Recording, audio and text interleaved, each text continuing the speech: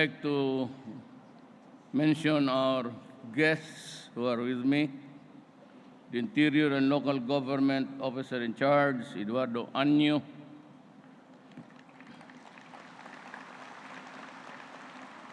Senator Harry Roque Jr., Presidential Spokesperson pala.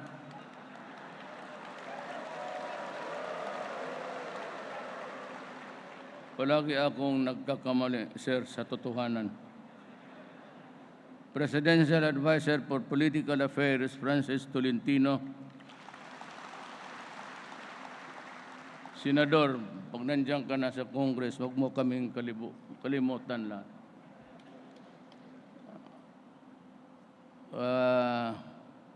Gusto niya patawag niya, Kuya Bungo.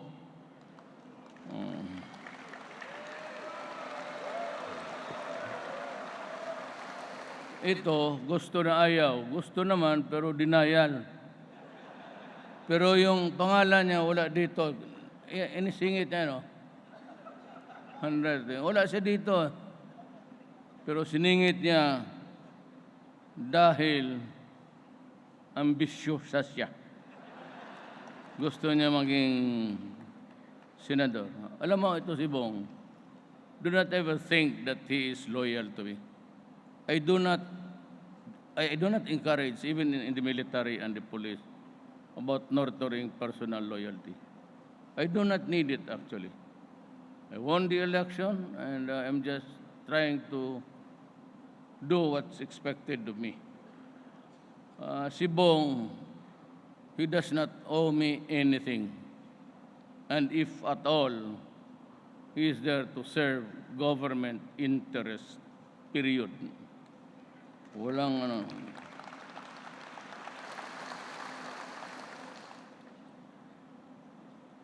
Presidential Advisor for Southern Tagalog, Jose Maria Nicomedes Hernandez, sir.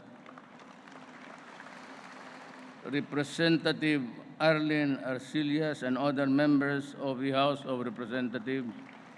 Ma'am, magandang hapon po.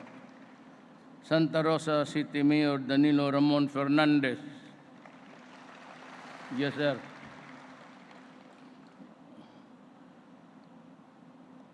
The local government,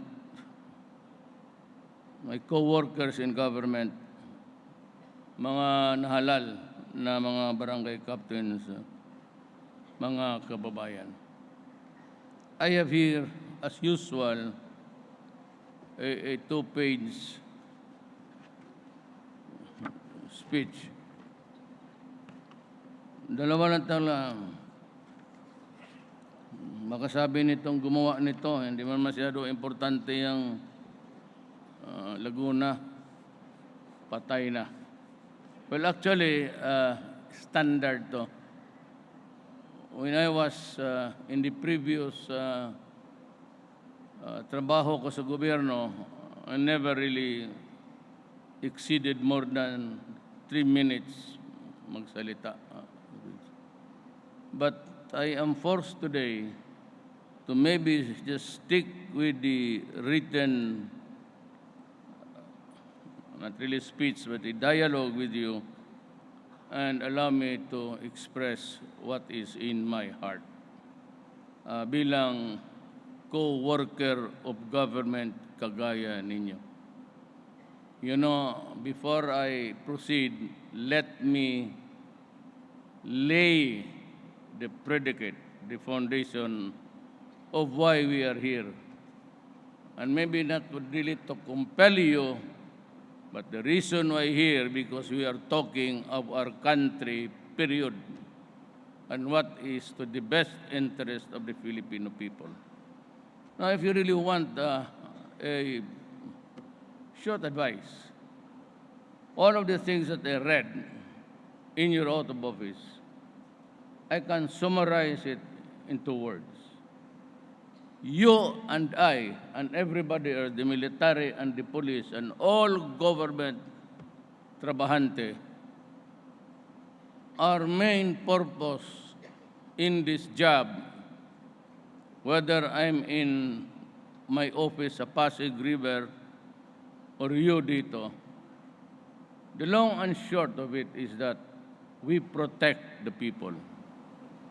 And that includes taking care of government welfare, property, funds, and all others that would make the life of a Filipino at least a comfortable one for the next few months. You count the number of days, it's just around the corner. And I'm given a very short time to come up with something. But if you remember, when I was here campaigning, I never really promised you anything. And even during the presidential debates, I limited myself to bullets. Isang sentence lang. For I know that the 1 minute and 30 seconds would not be enough if you talk all about the things that you need to do if president. First, just 4. Kaya ako maaga, whether in the debates or in the campaign trail, in the hustings, I would simply say, I will stop corruption in government. And mind you, ginagawa ko araw-araw yan. Walang araw dito na walang opisyal na pinapatalsik ko. I mean, even those innocent travelers, if you have exceeded something like 20 travelers a year, I will ask you to resign. Hindi lahat ng meeting kaya ng Pilipinas na maglabas tayong lahat and waste the money. And there are so many things that out of delicadeza we should have even the smallest respeto sa tao na huwag naman gastusin ng pera left and right na gano'n na lang. So I hate all of these things because I do not do it. Were it not for the fact that I am dyan sa Pasig, I would hate to travel. Hindi naman ako mayaman, but I've been to several countries. When I was a congressman, I traveled a lot with the others. But yun naman, if you're a member of Congress, you'd understand why. So I simply, at my age, cannot manage a long haul. 13 hours, 16 hours. Mamamatay ako. Kaya ayaw ko na. And to think that I was flying, lumilipad na po ako noong bata pa ako. And today, I seem to have that dislike for even boarding a plane and sumusobra ng 4, 5, 6 hours. It's really a killing job. You know how it is. I know that you've all traveled. Basta anong klaseng tulog gawain mo yan sa itaas. Pagdating mo sa baba, bagsak ka talaga. Either because of jet lag or simply because the sleep that you get up there. Kaya minsan sa maiinis ako, sabihin ko na lang, tanginan to, katagal-tagal, buti pa mahulog na ito para matapos na yung kalbaryo natin dito. Alam mo, I will read it if I have the time and you have the patience to stay there. Ang problema natin dito sa Pilipinas ngayon, marami. Para maintindihan ninyo. One I said when I was campaigning, 4 lang yun eh. Sigurado ako, said I will stop corruption. Left and right ang firing ko. Every day, undersecretary, lahat, mga chief of office, mga CHED, or simply, I did not like the way that money was spent. 23 years po akong city mayor ng siyudad ng Davao. Napunta ko kayo ng Davao? Napunta kayo? Oh well, visit Davao. I am not bloating anything here. But kung pumunta ka ng Davao, Ang laki-laki ng Davao is the biggest city in the world. And yet we are able to collect the garbage overnight. And when you wake up, daytime, wala ka namang makita masyadong basura. Well, some violators would just throw it there and then. But that's the human frailty. Ano ng tao na yan eh. But there is a minimum of discipline sa Davao. And I assure you, can walk around at night and nobody would really bother you. Droga, sabi ko, after corruption, simple lang ako. I have run roughshod against almost everybody. Yung mga pare, yung mga human rights. But I don't give a shit. Hindi naman ang pare, mga obispo ang nag-elect sa akin. Doon pa sa kabila yung mga gago. I simply, may trabaho ako. Kasi before I became mayor, I was a fiscal. I was doing trial work as a prosecutor. Medyo matindi ang sort of the upbringing ko sa gobyerno. So when I became mayor, I said, I will build a city enough for you to be comfortable. Sabi ko sa taga Davao. But do not destroy my city and do not destroy the young of my city. Huwag ninyong sirain ang buhay ng mga anak namin kasi putang ina, papatayin ko talaga kayo. Sinasabi ko na ngayon sa lahat ng drogista. No, I don't give human rights. Magdemanda kayo kung ano gusto ninyo. And I will gladly go to prison. Wala mang problema sa akin, matanda na ako. In a few years' time, I will begin to deteriorate and maybe go ahead sa inyo.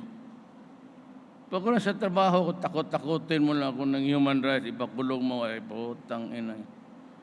Bigyan ng bullshit ng ganun. May takutin mo lang ako na makulong ako, tapos hindi ko matrabaho yung trabaho ko to protect the people and preserve the nation of the Republic of the Philippines. Gagawin ko yan. Kung sa droga, marami na ang nadisgrasya. Mga mayor, nandyan sila sa droga using the platform of their office as public official and then go into drugs and even to the extent of killing government, policemen, and soldiers. Yung ibang presidente, kaya nila yung just sweep it under the rugs. Kung hindi ako na presidente, hindi natin malaman kung umabot pala ang milyon na tao naglilinya dyan sa on TV na puro na payat, reduced to inutility at napabayaan ang pamilya. Yan ang mahirap. At kung isang pamilya mo, anak mo, tinamaan ng droga, alam ninyo, marami dito alam ninyo, magkakaroon ka na talaga ng problema. And you have to worry because yung mga bagay-bagay mo mawala. And this, when the monkey rides on the back, parang unggoyan, kinakamot yung likod mo. Then you need a fix. Kung mayaman ka, okay lang. But mahirap ka yan. You start to steal. And if you do not steal, pakialaman mo ang buhay ng ibang tao. Either you rape the family, you rape the mother-in-law who was blind, you rape the daughter, then pakialaman yung 14 anyos, pati yung 1 taon, sa walang kalaban-laban, tusukin mo pa. Ako, prangkahan ko kayo. Sa Davao, ang mayor ako, galaw ka ng bata tapos patayin mo. Sabihin ko sa mga magulang, huwag ka na lang magdemanda. Alam na ninyo kung anong kasunod niya. Do not file charges. Forget it. I will help you forget it. Patayin mo yung babae na walang kalaban-laban. Kaya ang mga tao doon behave. Gawain mo, ganito yan eh. Ang Pilipinas hindi mayaman. Ang Pilipinas napakamaraming tao. We should have been able to control the population commensurate to our resources. But we did not. So until now, do not ever believe na we will be rise sufficient because there will never be a time na aabot yan sa mundo. And if you have the remaining lands there, you can only plant so much. Ilan na lang naiwan. In Mindanao, it could properly cultivated, it can feed the entire Philippines. But what's happening daw is pumapasok yung malaking pera. Hindi ko naman mapigilan because it is not prohibited by law. Kagaya ng mining, gusto kong hintuin kasi talagang sinisira ang ating bayan. And if you get to travel all around Mindanao, makita mo parang tansan. Buta yung parang puro digging at yung landslide. And if they are near makita mo yung dagat, ang siltation brown. Matagal na akong mainit dyan. Pero the problem is we have the mining law. And if I am the president, I have to execute the laws. And if the law says that you're allowed, noon pabutas-butas lang. Ngayon it's an open pit. They would really just go around the top of the mountain until it is reduced to a few.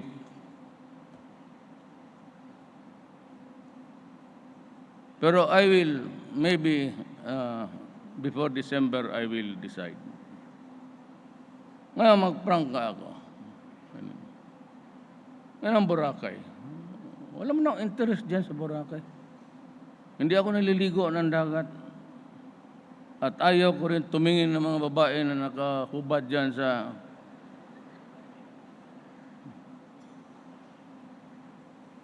marami dyan.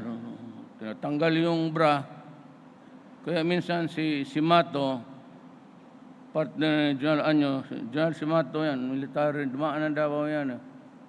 Sabi ko, ayusin mo nga yung tatlo na. Inauna doon si Mato.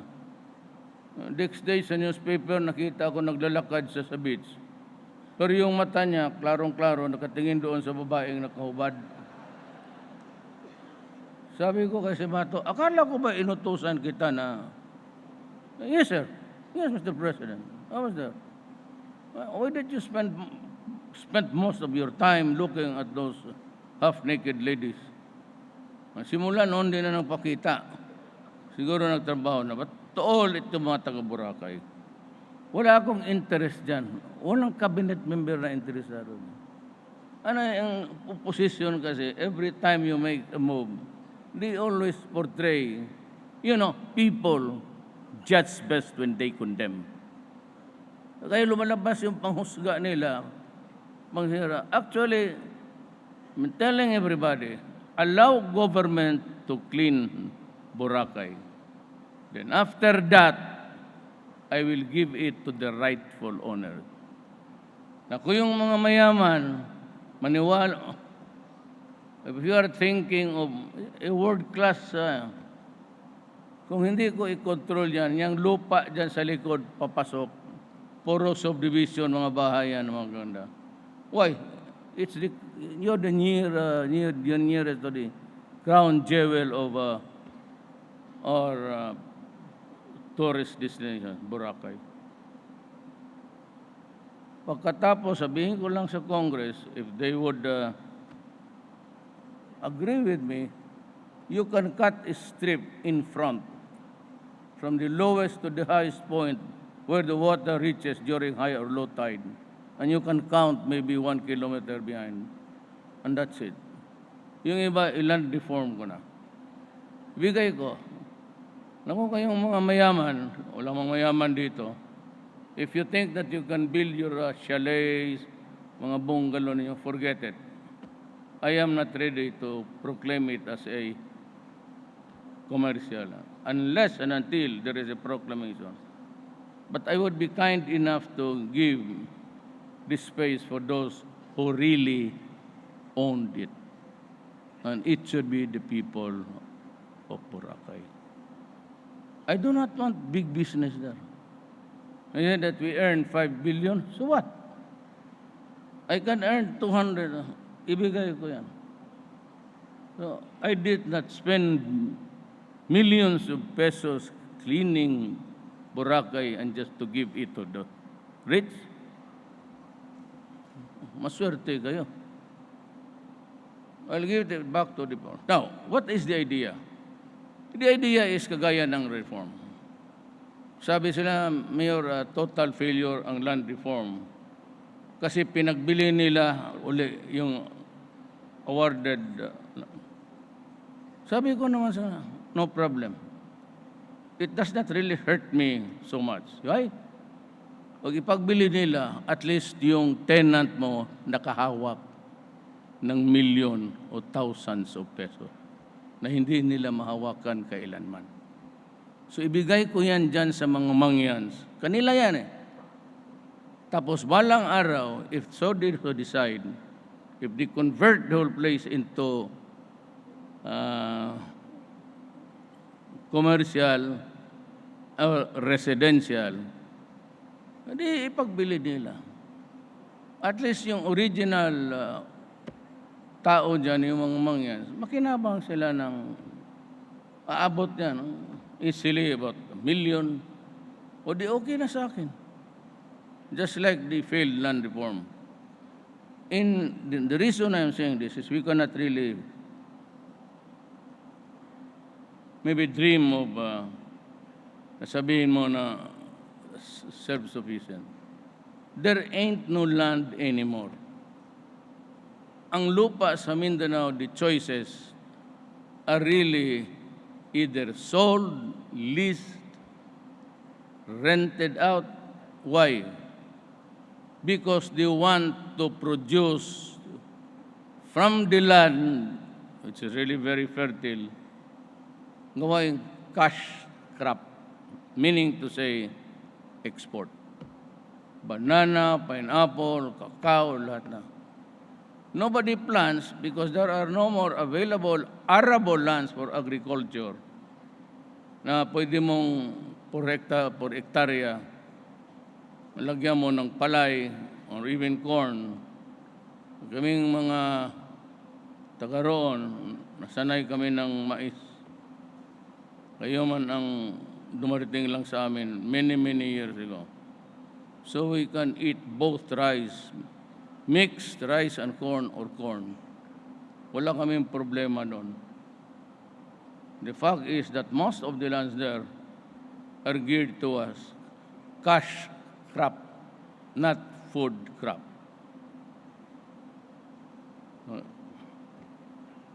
Yan ang mga bagay-bagay na gusto kong malaman mo para magkaintindihan tayo. And maybe you'd have a glimpse of what goes in my head. Droga, wala akong ano dyan. To destroy my country, you destroy the youth. Putang ina, tatapusin talaga kita. You could be the mayor or governor. Lahat mayor tinawag ko na. Lahat governor tinawag ko na. Sinirahan ko ang Malacanang. Wala nga akong pinapasok na sundalo para hindi magkahiyaan. Pero sinabi, giprangkahan ko talaga sila. Huwag kang magkamali. Huwag mo akong bulahin pag hindi hiritan kita. So yung may mga mayor talaga na matigas ang ulo because of greed, Alam mo, pera yan. Pag nasanay ka sa pera, mahirap ka makalabas. Yung pera, if you're earning millions every day, it would be well nigh impossible to stop it. Pero kung walang maglakas loob, talagang susuyupin tayo. Now, let me just ask you. Wala bang mayaman dito sa atin? You serve the barangay, you've been a government employee, you get a pension. Let me ask you, how much? Mga polis dito. Ilan kikitain ninyo? Pag-retire ninyo, ilan ang ibigay sa inyo? Pareho kay batok? O hindi na ba kayong PNP chief? With all respect to the last salary, and which is really big because you're the PNP chief. Pwede mas malaki yung iyo. But kayong mga ordinaryo tayo, wala akong nakita dito na mayaman. Yung sabi nila ng drug pusher na mayor, hindi ko nga nakita. Kanina pa ako naghanap, wala dito. Doon, busy sa transaction sa droga. Mag-abot din tayo. In this small corner, kita ng isa tayong kanto, mamili ka, ikaw o ako. Ganun lang yan. Now, ilan ang police? How much do you get? You retire at the age of 56. Okay. You're given, na ordinary, general, about nga 7-8 million. Correct? Then you retire at the age of 56. Just about the time when our children, yung iba, patapos pa ng college. 2 o 3. And if you get your 8 million, diyan mo nakunin ang almusal mo, lunch, pati dinner mo araw-araw, pati panggasto. Ilang taon yung 8 million ninyo? Sige nga. Bata ka at the age of 56. 7, 58, 59, 60. If you live for another 15 years, saan ka pupulutin? Kayo mga pulis, saan kayo pupulutin? Unless kaparte ka dyan sa droga na yan. But if you retire, ayaw ninyo rin magtrabaho ng gusto, when you get to have your retirement, saan ka magbili ng pagkain mo araw-araw? Yung mga bata na iwan na hindi pa napag-graduate. Usually, ang anak ng pulis, 3-2. Sundalo, minsan isa lang talaga yan sila. Kawawa. Because they're out of range. And, yun. Magkano ang hypertension ngayon? It comes cheap. Walang nagbibili ng generic. I do not know why, but we have never instilled the value of the generics dito sa ating country. It's always branded. Diabetes, heart, tumasundalo, kidney. Kidney yan sila lahat eh. Kainom ng tubig siguro sa bukid na madumi. Most of these guys are kidney. Lahat yan sila halos sa sundalo. Nagda-dialysis yan after their service in government. So anong pag-asa natin? Yung mga anak natin. Meron tayong konti, then we sacrifice. We deprive ourselves of. Mauna lang yung mga bata. So, kasi pagtanda mo, medyo paralitiko ka na. And it will come. It will come as the sun will rise in the east. Dadating yan. Itong ganito na usapan, those are the fleeting moments of life. But on the long haul, lahat tayo kakanak na maglakad. Sinong bigay ng lugaw sa bunganga mo? Sino magbili ng antibiotics mo? Sino magbayad sa ospital?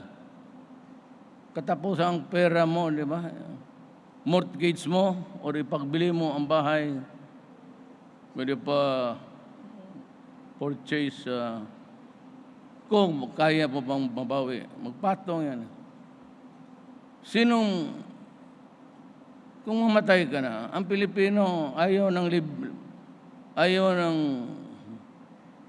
2-3 araw na buro. Yun sa bukid, I know this stupid 9 days. Aywan ko kung anong practice dito. 9 days. Gaano kahirap? 9 days yan. Maski walang pera, 9 days. Punta, ilibing mo na bukas. Mayor. Kasi sabi ng pare, 9 days pa raw ang kaluluwa ng tao magpasyal. Tang-inang yan. Bakit? Pupunta ka pa doon sa bahay ng kabit mo? Papasarapan mo pa yung babae. Si espiritu mo. Ayaw. So who pays for all of this? Our sons and daughters. Ngayon, kung may anak ako 2, productive, 3, pasok mo sa bunganga, sa ilong yung droga, then we have a problem. In the Middle East, there are thousands of Filipinos there. I am not attributing this practice nagkaarigluhan na kami and well, of course, I'd like to thank the state of Kuwait. Lahat ng hiningi ko, binigay nila. And I thought it was a long drawn, I was believing na mapapang matagalan to. Kasi nagmura ako eh. Talagang masama ang bunganga ako. And yet, the ambassador went there, then there was an impasse, and now we are back. So all of the things that I demanded were given to us. 1 day off. They can cook their own food. There will be no confiscation of passports and no physical abuse. And they can practice their own religion. So about 7 of them were granted. That's why I'm going to Kuwait. Huwag kayo mag-alala. I will just take the commercial flight. Mag-commercial lang ako. Just to say, salamat po, and then I'll take the next available flight back home. Just to show our gratitude. Itong mga manay doon, tatay. Ayaw na ninyo magsalita ako. Ayaw ninyo, uwi na ako. Ito. Ibang tao kasi ayaw malikturan. Pero naman ako nag-lecture, I said, I'm having a dialogue with you. I'm not delivering a speech. Tiisin nila. You must have heard of all the atrocities and the degradation of the human beings there. Tiisin nila yan. Rape, anger, prejudice. Tinitiis nila hoping that makapagtrabaho sila after 4 or 5 years. They have remitted enough money, all believing that the family well off na. You know, ang pamilya started, magkasal tayo, magsama. Kung ang mga bata, whatever be the ages, pag mawala ang tatay lalabas sa pamilya na yan, this family becomes dysfunctional. Walang tatay. Ngayon, may sitwasyon na ang tatay pati nanay magtrabaho. So, iiwan ang anak sa mga lolo, sa mga kapitbahay, sa mga kapatid. But the love of a father or mother is totally absent. And so the family is totally in shambles. socially dysfunctional. Kasi pagdating pala nila dito, hindi nakatapos, kaya ito namang, sabihin itong EBS na isang ugok, isa pa rin kayo. Alam mo, si Duterte pinapatay ang mahirap. You know, if you are not stupid, telling you again, ang shabu is a commodity of the poor. Ano ba naman yung 200 kung may sweldo ka na poor or pero that translates into food on the table. Yung iba, pinapaaral. So always believing, pagtawag, kumusta kayo? Mag-aral ka?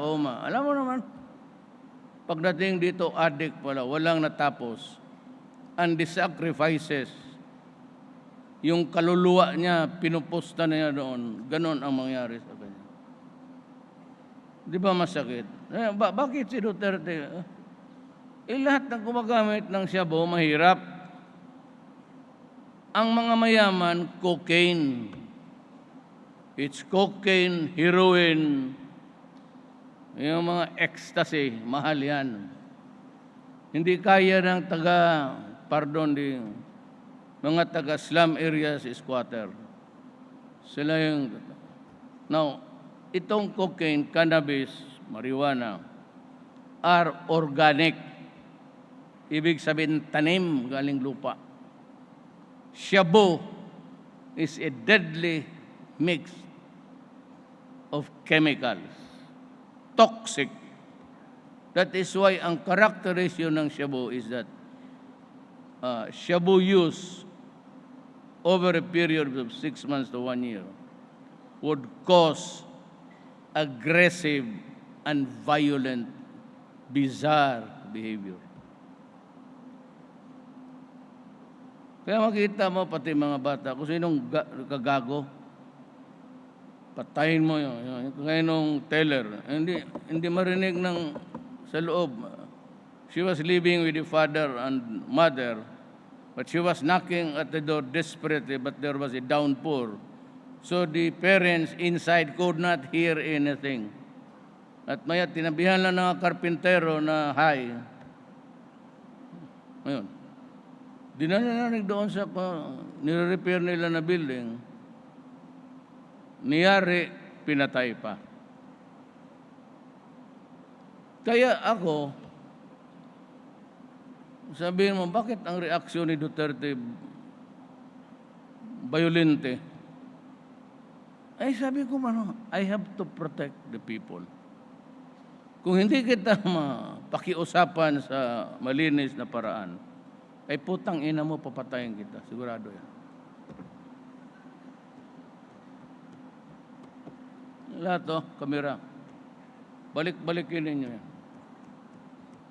You destroy my country, you destroy the youth. I will kill you. Period.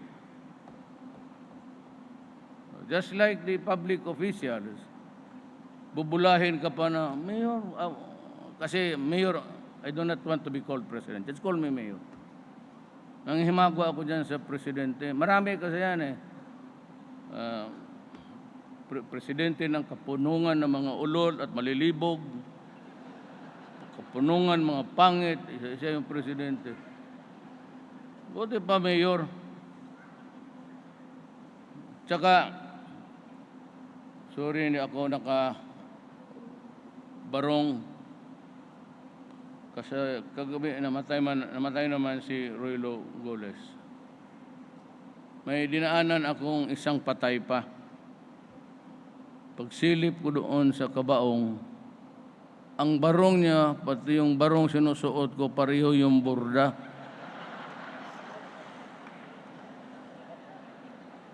Anak ka na.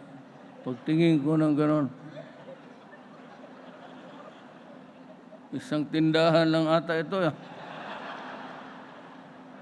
Kaya kanina was trying out. Pauwi na rin ako ng probinsya. Sabi ko ganito na okay na. Pag sabi ng yaya yung helper, ito sir, Kasi nakalagay dito, formal attire, barong, ano.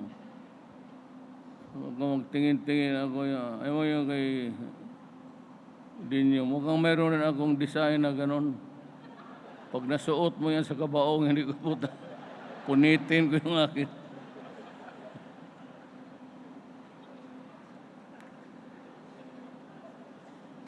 So, ngayon, paano tayo magkaintindihan yan? Ano sasabi niya, Duterte, ganon nga. Alam mo, Adre, wala na akong re-election. All I have to do is just do my duty. That is what the people and the law allows me to do. Or allow me to do. Nga sabi ko, anong pangatlo? That I will talk to the enemies of the state. But I'm doing it. Corruption, I'm firing people left and right. Drugs. Sabi na, itong mga human rights na ugok na to, sabi lang dito, ang lating yung mga, isa yung mga mga puti rin na mas ugok sa atin. Alam mo, Donat, yung mga taga-Europe, mga European, mga maniwala ka dyan. Dito kayo makinig sa akin, mas bright tayo sa kanila, totoo lang. Magpakita. Thank you. Hindi ako bright. 75 lang ako. Sa totoo lang. Alam mo, itong anak ko, si Veronica, dalawa ang asawa ko eh. Natural. Nakasakay ba kayo ng jeep? Pasayro, gano'n? O kita mo yung tabi sa driver? Reserba yan. Tangina ko yung sasakyan, may reserba na bakal yan, pati wiring. Ako pa kaya tao?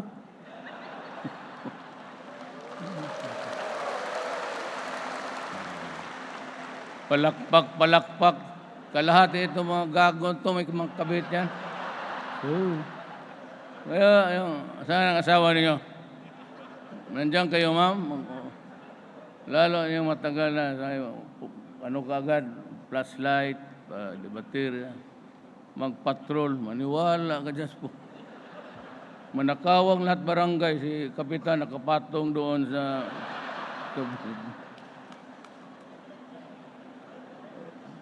Pareho man tayo, kaya alam ko. Ngayon, magsabi sila, ito yung pinatay ni Duterte. What the fucking shit? Ang nakalagay doon, ba't di mo tinanong bakit namatay yung mga putang inang yan? O tapos dito, baliktarin mo. Ilang tao namatay, ilang bata na rape. O kita mo yung ombudsman na piskal, sinaksak ng... Yan ang masakit. Itong human rights, hindi nagtatanong ilan ang pulis. Ako, ayaw ninyong manama. Every day I lose 2 to 3 policemen a day. And about 2 to 3 to 4 soldiers a day in the entire country. Na ngayon, makipagsapalaran ako, maghinakit ako sa mga... Ipinasok mo yan, sinabi ko sa inyong wag.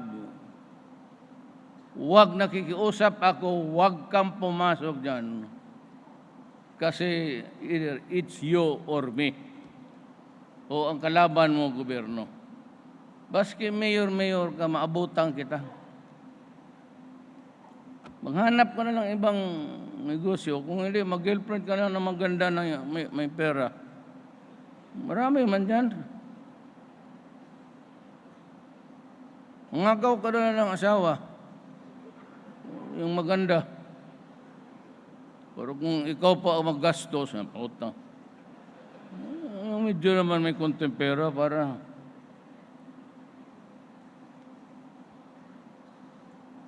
So yan ang sentimento ko. NPA, sabi ko sa mga sundalo, huwag kayong masaktan. Alam ko Sa puso ninyo masakit talaga yan.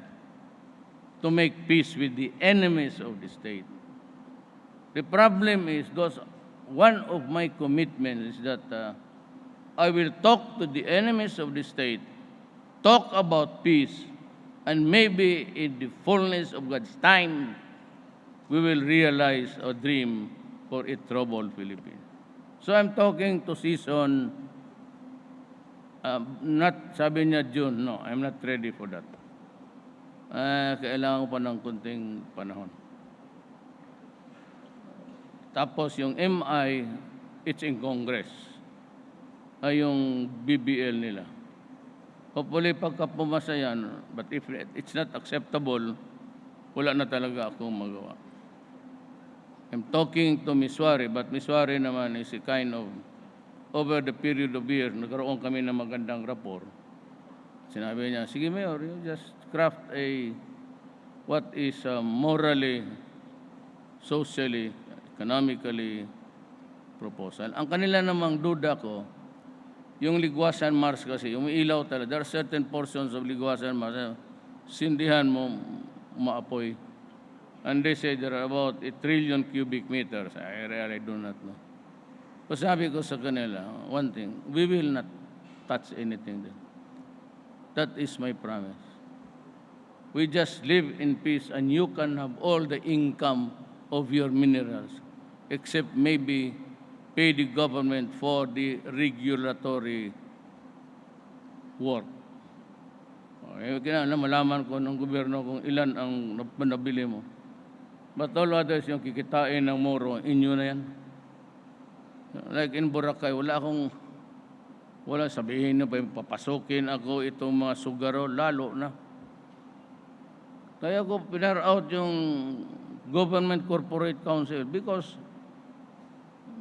meron siyang franchise, APECO, to operate a gambling casino. If you've been to APECO, it's nothing warehouses there. There are no beautiful buildings or hotels. Just to get the permit. Ngayon, he started to farm out the gambling permits outside of the jurisdiction. Hanggang pumasok na siya ng Bulacan. Sabi ko, hindi naman ito pagko. There's only one body who can do it. And I've always been insisting it should be PAGCOR for government control. Malaman ko, pero ako, tanongin nyo, ayaw ko ng sugal. Bakit? Nung estudyante pa kami, pagdating ng allowance, punta kami ng high alay. Kaya talaga hindi na mabuksan yan. Ay, nagkalukuhan yan. Sugal namin yung allowance namin.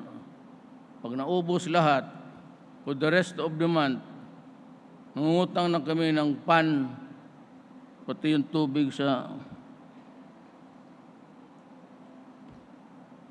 tubig, pati pandesal. Kaya naubos naman sa sugal. Kaya yung panahon ni Estrada, sulang pumasok.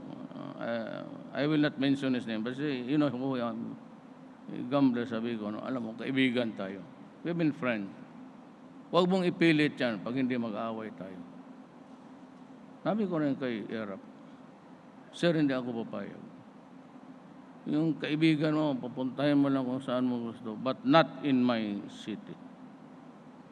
Ngayon, ang presidente ako, there will be a limit to the gambling places that nagpa-farm out na siya. Para siyang PAGCOR. Nagbibigay rin ng franchise for. So he was the latest to be fired, yung Government Corporate Council. That is the way how you interpret the law. Abogado man tayong dalawa. You are creating another PAGCOR simply because of that franchise. Huwag mo akong lukuhin. You go.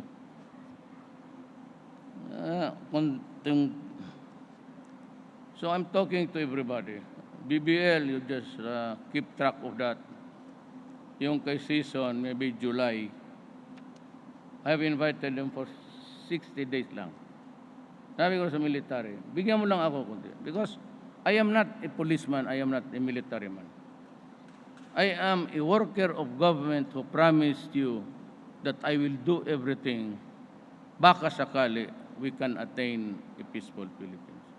That's the long and short of it. Wala akong ano dyan sa... Ayaw ko. Pero ito, ayaw ko sana, pero puro gera na lang tayo. Puro nai-isparo naman. Kaya ilang beses ko nasabi, huwag na kayong mamalingke. And that, alam mo, nakakatawa talaga ang buhay.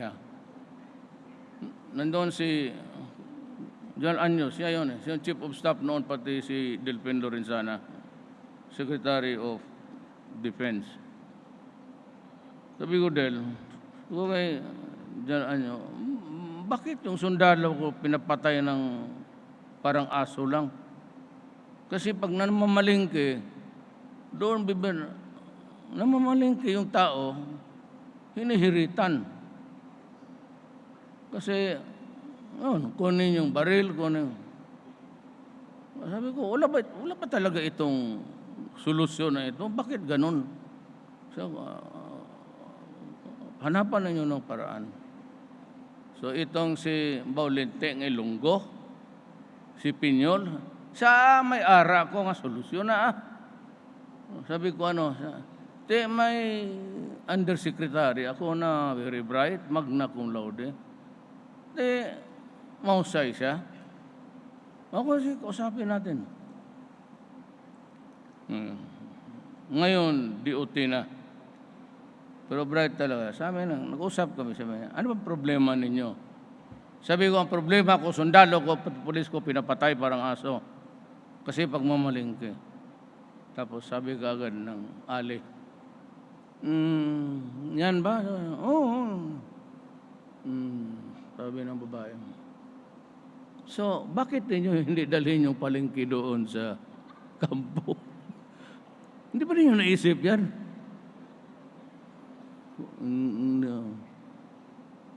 Ewan ko si John Anyo siguro kasi blinded by your beauty.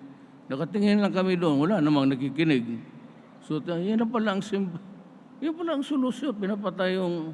Dalhin mo yung palengke doon sa kampo. O yan ngayon, may kooperatiba, nagpunta ng mga kampo all over. Ngayon kasama ko yun siya. Hindi, simple lang pala. Kailangan pa tayo ng magna cum laude sa UP. Sabi niya, dalhin lang niya yung... Hindi lang ang solusyon. Okay yan? Oo, ma'am. Yan lang pala . So, I'm talking to everybody. Terorista pati mga droga. Huwag mo akong... I am not available at any time for you. I do not talk to criminals and terror. Terorista naman, suminanaw bantay kayo. It's a long haul. Actually, wala man akong panahon. I would like to explain sana yung laro ng geopolitics dyan kung bakit. Pero it would take time, mag-alas 6 na. Sabi sa akin, alas 4 pa daw ng umaga nandito na kayo. Sino naman nagbalita sa inyo ganun kaaga magising ang tao? That's it. Now, dito. I'm winding up. Ako, Presidente. Pagprakahan tayo, Ako, jurisdiction ko, Pilipinas. I enforce all the laws, the Constitution, the laws of the land. Kayo, Mayor, in the level of authority, kayo yung mayor sa barangay ninyo. Ang liit na barangay ninyo, bakit makakalusot pa yung droga? At yung iba, nagninegosyo pa ng droga. Kaya minsan namatay kayo, tanong, sinong pumatay? Ewan ko. Ano ba trabaho ng yawa na yun? Sir, balita namin droga. So, do not ask me. Pareho ang powers natin. Sa barangay ninyo, you can enforce illegal logging. That's a national law. Ang inyo is the national law, Constitution, national law, tapos yung ordinances sa city and yung mga resolution or the barangay ordinance. Bakit ninyo hindi malinis ang barangay ninyo? Ngayon, kung takot kayo o ayaw mo ng gulo, kay kumpare mo o yung asawa noon, naging girlfriend mo, edi sabihin mo sa amin, yung mga trabaho na, ano ang trabaho nito, mga pulis pala nito. Punta ka doon sa municipal police, chief of police, tapos sabihin mo yung problema. Kung sabi niya, medyo mahirap, paalamin mo yung local government level. Ang chief, si General Anyo. And we will talk about it. And we will solve the problem for you. Ngayon, ano ang risk ba ko? Well, kung ako, nung na-presidente ako, there was this 5-year plan by the previous, Gloria pa yan, 5-year plan. Sabi ko, sundin ninyo. Sundin ninyo, huwag ninyong ibahin para walang, total, naging mayor ako ni isang barangay captain, wala ako. Dito, wala. In Manila, wala. Wala akong isang barangay captain. And yet, I won. And therefore, I owe it to the people of the Republic of the Philippines ang pagkarigo. Sabi ko, sundin niyo, walang pabor-pabor. So if you have noticed, you have gone to Cebu, pinakamagandang airport sila. It can compare with the airports of Hong Kong. Ganun kaganda. Pagka ang pera talagang ginastos lang sa iyang proyekto, never mind about Tugadi. Kaya may narinig ako, Tugadi, may resort. Tugadi is a millionaire. Billionaire na yan. Classmate namin yan ni Aguirre. Ito, Secretary Arig. Valedictorian na yan. Nagtatrabaho pa yan. Estudyante pa kami. Mayaman na yan. Ngayon, bilyonaryo yan. Yung mga buildings yan sa malapit sa Naya, may 4 siya dyan na malalaking warehouse. Huwag kayong sibit ganun rin, nagsawa na lang ito. Malaking kita ito. Magkano ang kita mo na para manalo si Web? Siya yung nagpalaya ni Web.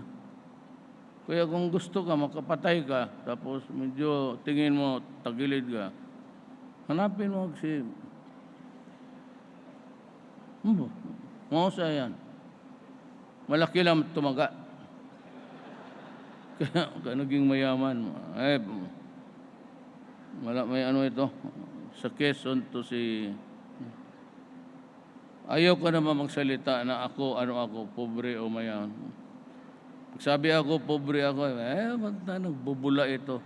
Sabihin naman kung mayaman, saan kumuha ito ng pera? Akala ko ba galing ito sa mahirap? Kaya ako shut up na lang. Basta ako trabaho. Punta kayo ng Davao, tingnan ninyo. Yung parang, kayo yung presidente ng barangay ninyo. Bakit? Kaya, ganito, pag ang barangay ninyo palaging lumalabas sa intelligence community na maraming transaction na droga, ibig sabihin hindi kayo gumagalaw. Then I will give you a chance.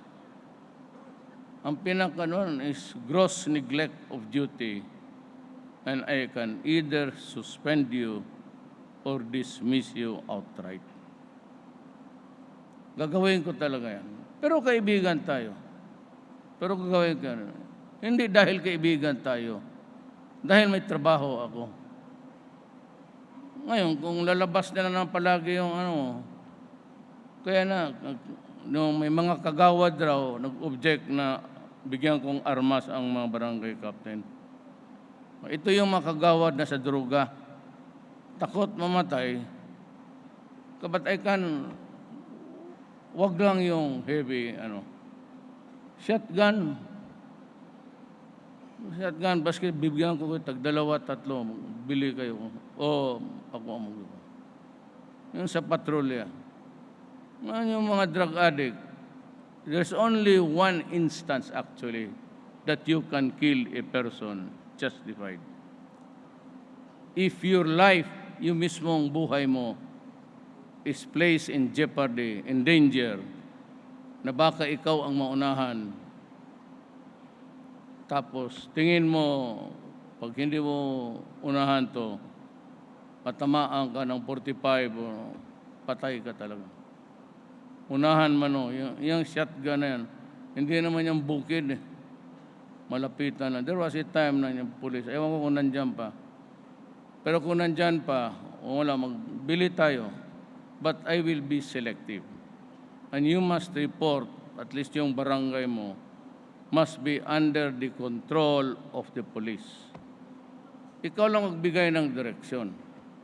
But the actual, yung operation, pati yung paano belongs to the police. Pero bigyan ko kayo ng armas. At pagbaba mo, pag-akyat mo doon sa kapitbahay mo, 1 kilometer away, pag-akyat mo doon sa bahay ng kulasisi mo, na baril mo yung asawa, yun ang problema. Pinatay mo dahil gusto kang mag-take over.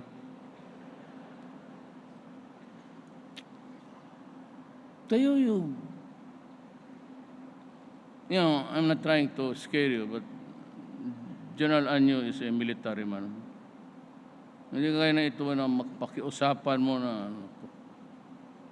At saka yung trabaho niya, hindi naman makialam. Magtanong kayo, maski sino. Yan si Roque, yan si Bit, si John Anyo. There will never be a time na yung transaction ng LRT, MRT, highway, hindi yan maabot sa akin. Does not reach my table. It begins and ends with Anyo, if it has something to do with DILG. It begins and ends there kung sa transportation. Wala akong pinipirman, wala akong hinahawakan. At hindi na. Kaya sabi ko, itong mga media na ito, sa corruption, nagbubula ka. I do not even review. Basta ako, binigyan ko project ng DILG, project ni Roque, bahala kayo. Ngayon, you just do it right. Kasi pag putok, ang problema, ito, tayo na magharapan. So it becomes a problem. So most of my, I think, 3 cabinet members, 4, pero kaibigan, classmate ko pa classmate namin. Nung sabi ko na, yung tao, pabalik-balikin mo. I mean, I can understand once. Ngayong sisay ng undersecretary, hindi nga alam ni Bebot Bilyo na tinanggal ko.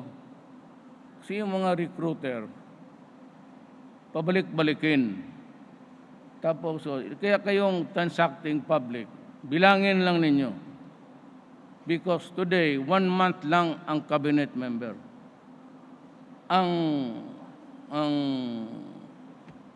I think ang directors, mga 25 days, they have limited. Sa Davao nga, si Inday, basta permit lang na ako. Ako, 3 days noon. Nung na-mayor yung Butangira, 1 hour. Kaya nagtitipto talaga yung 1 hour. Ako, 3 days. Yan ang corruption. Pabalik-balikin mo yung tao. Bilangin lang yung nakikinig sa akin. May transaction kay Register of Deeds, yung mga lupa ninyo, national statistics, census and statistics. Pag pinabalik kayo more than twice, i-report na ninyo dyan sa 888. Kasi i-publish yan. Attention, Duterte. itong opisina na ito, pati pangalanan mo. Akong bala, I will protect you. Itong si ano, pinabalik ako hanggang ngayon pang-anim na beses. There is only obviously one reason why we are doing that. At talagang gusto mong hingi ng hingi, dagdag ng dagdag. Kaya kayo, hindi man ninyo lahat kilala, basta sino sa inyo, you can either call 8888 or you can go to me. Kaya yung frigate, yung nadali yung doon sumikat si Bong, hindi amin yung kontrata na yun, tapos na. Ang nag-complain yung natalo. Kaya sinabi ko, if it is corruption, you can go direct to me. Paski sino sa inyo, paski anong opisina, basta pabalikin kayo hanggang 5 beses, that is already corruption to me. Kasi ang ibig sabihin yan, maghingi lang. And anything that really is, matingin nyo masama sa bayan. Yan na lang ho ang maibigay ko sa inyo. Wala tayong pera, I cannot promise you heaven. But at least I can improve your comfort. Yun lang yung transaction sa gobyerno, sa statistics, professional regulation. Pag binakabalik ka 2 beses, sabihin mo na putang ina mo, sabihin ko kay mayor yan. At saka kung hingain kayo, sampalin mo. Sampalin mo. Sino putang ina mo, binabayaran kita tapos ganito yun ako? Sino ka? No, sipain mo. Ito magkagulo, maghanap na po. Sabi, ang putang ina to, kinikilkilan ako. Sabi ni Mayor, sampalin ko raw. Magtawag yung pulis. Mayor, totoo ba pinapasampal mo ito si Direktor? Totoo yan. Sige, ikaw, sumampal ka rin. Putang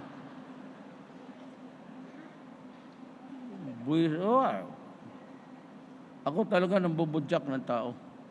Hindi akalain ng Malacanang. May pala sugat ko pa, linya. Nakalinya po straight. First time nakakita PSG na tawagin mo yung putang. Tapos pagdating ko, sampal na. Sampal dito, sampal doon. Sabi niya, ngayon maawa ka sa akin, may diabetes pa naman ako. Ha? Bakit hindi mo sinabi? Ano ka pala? Kape. Kape yan. Yung mainit ha? May diabetes to. Pagdating yung condiments, mayroon niyang may suka, gano'n. Dala yun. Binuhos ko yung lahat ng, kinunan ko ng tubig, binuhos ko lahat yung asukal. May diabetes ka man kaya. Inumin mo. Utang, inumin. Patayin kita dito. Inumin mo. Inom niya. Sabi ko, Tapos naasar pa ako. Putang ina talaga kayo mga extortionist. Wala man akong dalang pera. Paninyo lang pati. Ito pang, Pero pag ito ang gamitin mo, makalimutan mo, sabi ng asawa ko, putang ina, bakit may pula ito? Ito ang gamitin ko. Tapos ng halika, malinis. Simple lang naman yan. Ganun lang yan. Pero kung bugokski ka, pag may sabi mo, sabi mo, ako nagbabayad ng sweldo mo. In the same manner na kayo nagbabayad ng sweldo ko.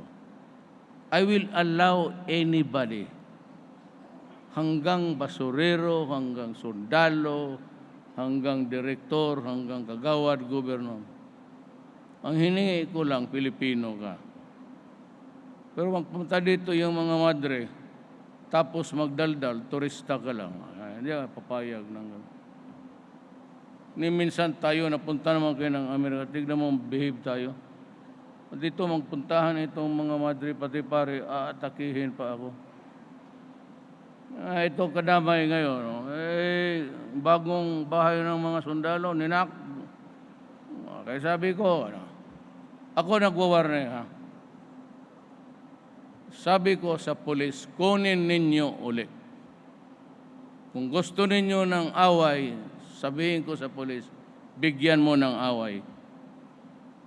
Kung magkamatayan, huwag kayong mauna. Pero kung kailangan pumatay kayo para i-implement ang legal na regulasyon, gawain ninyo.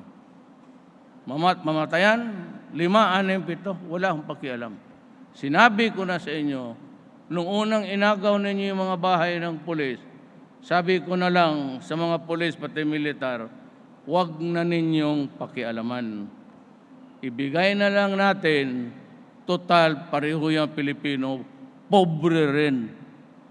But I hope, sabi ko, it will not be repeated. Kayong mga kadamay, umalis kayo dyan. Pagka nagkaletse-letse ang buhay dyan, may mamatay. Before the nation, sabihin ko, well, that is my order. Mahirap yung i-hostage mo ako na takutin mo ako, ganun. Ngayon, sinong gusto magtulong sa inyo? Yung mukha ko, sinusunog ninyo, tapos maghingi sa akin ng bahay. Gago ka ba? Totoo. Kayong mga left, sinusunog ninyo yung, eto, may sona. O putang ina ninyo, gawain ninyo yan, pero wag kayong maghingi ng tulong sa akin. Kasi may pulis ako, may militar ako. Ang sabi ko sa kanya, maintain law and order in this country. Kung madisgrasya kayo, problema na ninyo yan. Ngayon, iniihian ninyo mukha ko, tapos sinusunog pa ninyo yung... Ngayon, maghingi kayo ng tulong, tangina ninyo, problema ninyo yan. Sino tinatakot ninyo? Ako? Wala na akong eleksyon pantuto pa rin. Bahala sila kung manalo yung kandidato ko, hindi. Hindi ako interesado dyan. Okay, magkakampanya lang ako kasi buka ni Rookie pati ni mo. Maniwala ka pala. Storya mo lang yan.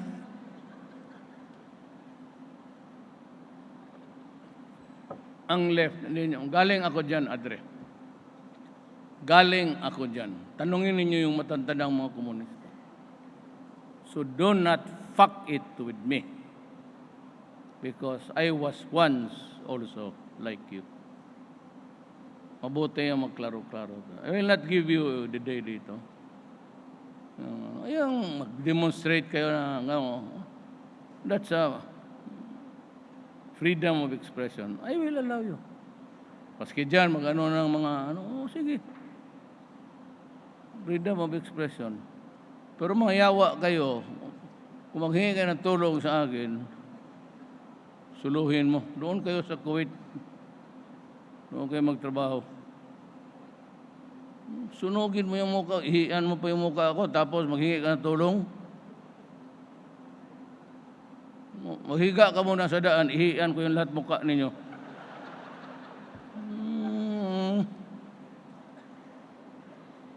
So yun lang po siguro, that's the most important really, the thing that I wanted imparted to you, is that there is no difference between me and you in terms of hindi territorial jurisdiction, mine is an entire Philippines. But in terms of authority, pareho lang ako. I cannot simply fathom, di ko makukuha, bakit hindi nyo gamitin yung pagka-presidente mo ng barangay. Total, kung lumaban dyan siya, it's a direct assault, kagad. In addition to what he... At saka huwag kayong aside, the only thing that you're allowed to do is, pag nagkahirap-hirap at pumatay ka, it's because your life is in danger. Pero kung patarsikin mo na yung isang paa, paglabas sa ospital, biglang mo ng mura man lang, aluminum man yan. Ayan. Ang pinag-usapan, patay. Kagaya ng magnanakaw. Ang ano ng batas is mas mahal ang buhay sa tao kay sa ninakaw niya. I agree. Wala akong problema dyan. Kasi nung fiscal ako, yung magkuha sa convenience store, pagtingin ko talaga sa sir, wala talagang, medyo maliit rin na Davao. Ako na, sabihin ko, magnakaw yan, ilista mo lang, bayaran ko. Hindi naman tayo nagkulang sa the compassion of a human being. Pero kung ikaw, baboyin mo, kala ninyo nagkaswerte kayo, I will give you until noon tomorrow. Umalis kayo and I will order this shop to go in. Pagka lumaban kayo at namatay kayo, problema ninyo yan. Wala ako. If I have to maintain, kung may maalaala kayo, na kung ano kong sabihin sa publiko, ginagawa ko talaga. Umalis kayo by 12. Pag hindi, sabihin ko, ang police, with the riot, back-upan ng SAP. Magkamali kayo magamit ng armas, kung mamatay kayo, yun ang dapat para sa lahat. Maraming salamat po.